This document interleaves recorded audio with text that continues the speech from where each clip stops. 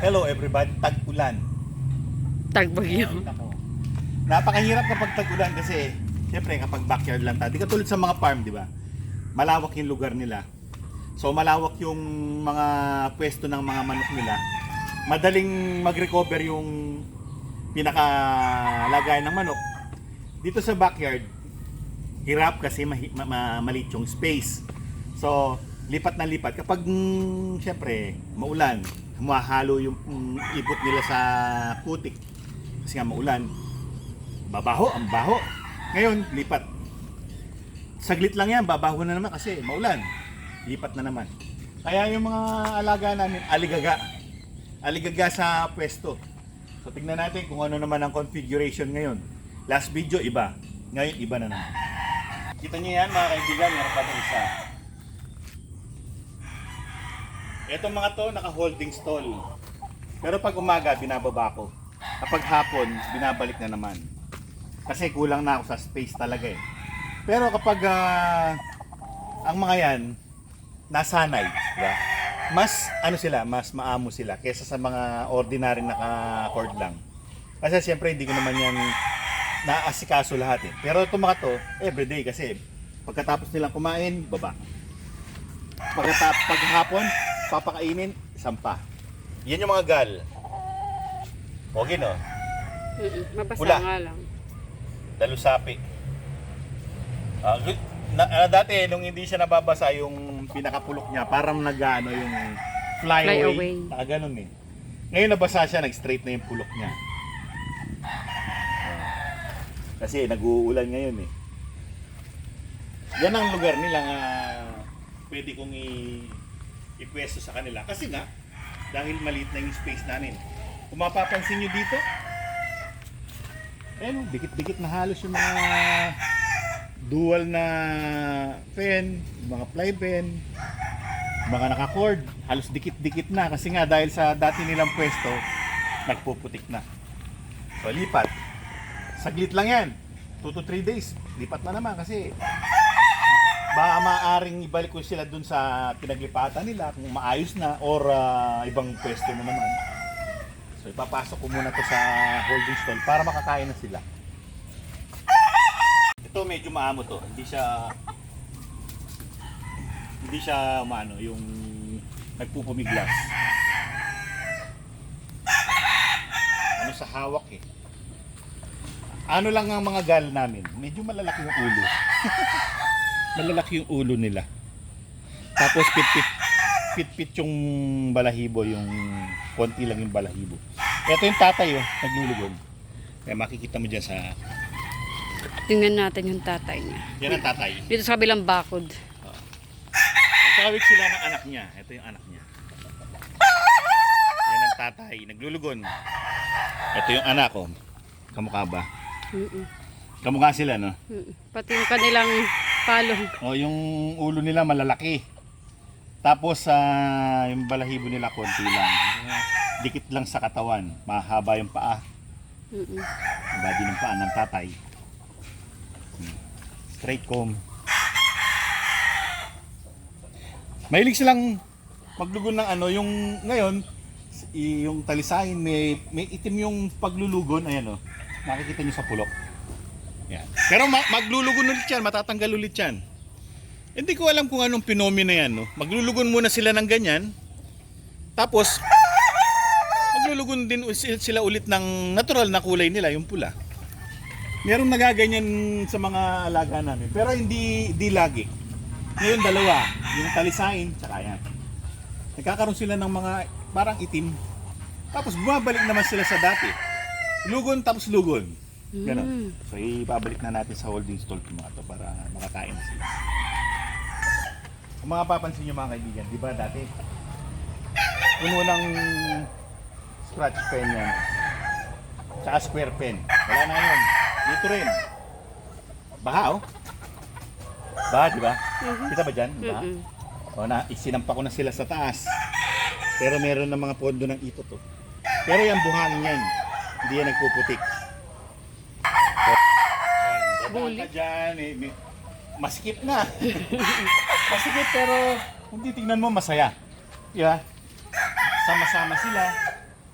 Huwag lang mag-away-away. Oo. Yung mga bulik ko, malalaki na, oh. Ito pa. Talagang binatang-binata na. Wala na, lalaki na. Laki, di ba?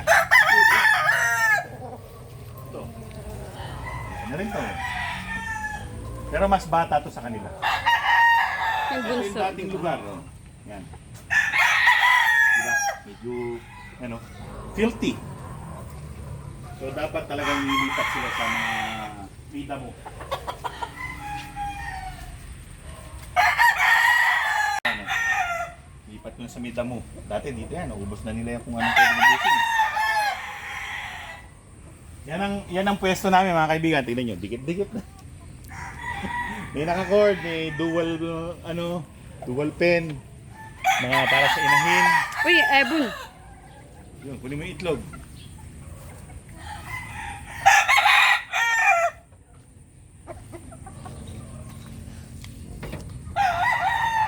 Thank you for the egg. Uy, mainit-init pa. Meron ng itlog. Wala. So yan ang sitwasyon namin ngayon dito sa aming lugar mga kaibigan. Dito tayo. Dumaan. Dito tayo dumaan. Parang mga skinita no? Crowded yung lugar.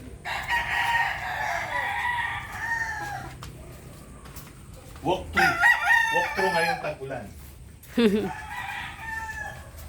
naman, mapapansin nyo dito mataas ang damo. Diba?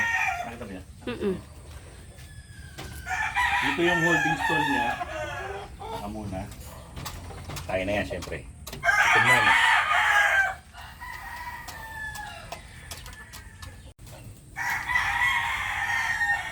Ito naman yung kapatid. Mas bata to. Same tatay. Same nanay, same tatay. Siya sa pangalawa. Kaya na agad yan, syempre. Itong na yun. Tapos dito, madamo, di ba? Kita nyo, madamo, mataas ang damo. Pero hindi ko yan tatabasin. Sapagkat, pag ubus na yung damo doon, yung mga dual pen, lilipat na naman dito. Para fresh yung damo. Diba? Paglipat nila, pagbago yung damo, takaw na takaw sila kahit sila nakaya ng damo. Kasi malinis yung paa nila. Oo, magaganda yung mga nasa damo. Tingnan mo si Rudy, malinis siya, malinis. Ito, tingnan mo si Rudy. Tsaka si Tu, malilinis yung... Nakit nga lang yung balahibo nito. Naglulugon eh. Ayos naman dito. Ikot ko naman. Ayan, malilinis yung paa nila. Ito lang ang hindi ko mailipat. Mabigat to eh. Hindi naman talaga siya lipatable. Oo. Dapat dito sa bulik na to, papapawalan muna natin. Para makakain siya ng damo. Oo, at saka para maging malinis yung paa niya. Okay, labas ka muna. Babalik naman yan pag... Mainip siya. Dito ka, dito. Para lumabas ka.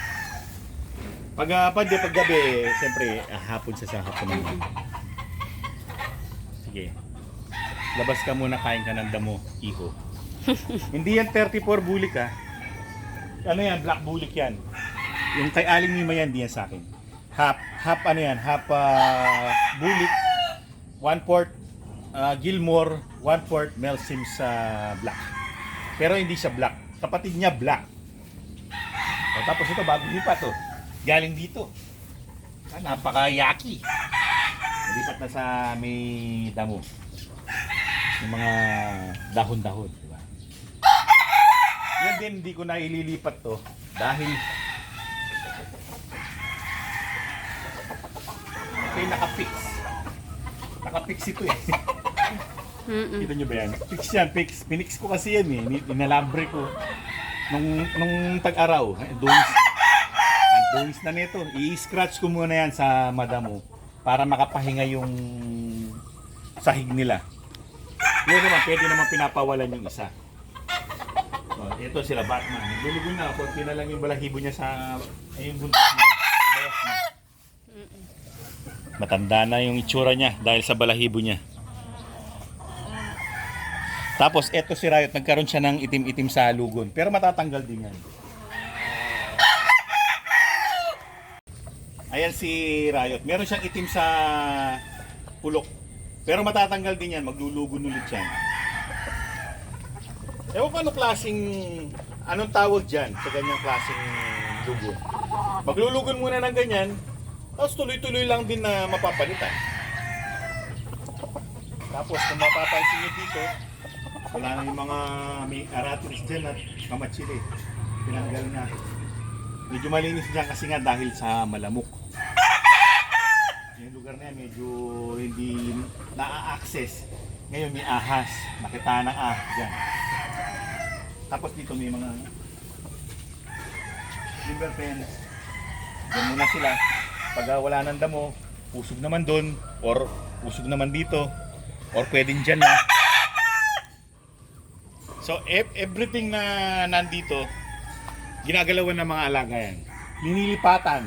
Lipat. Basta na gasta na yung damo, lipat.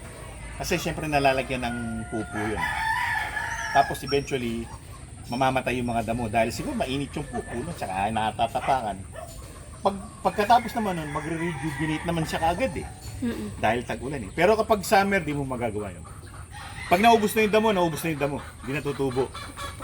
So well, mga kaibigan, yan ang aming maulang hapon dito sa aming manukan. Pinakita ko sa inyo yung kung anong nangyayari. So well, mga kaibigan, ano ba ang sitwasyon sa inyong manukan? Ganyan din ba? Palipat-lipat dahil sa putik? Nililipat din ba sa damo? Kwentuhan naman tayo, pa-comment naman mga kaibigan. Hanggang sa susunod na episode. Maraming salamat sa inyong panunood. Paalam. Paalam!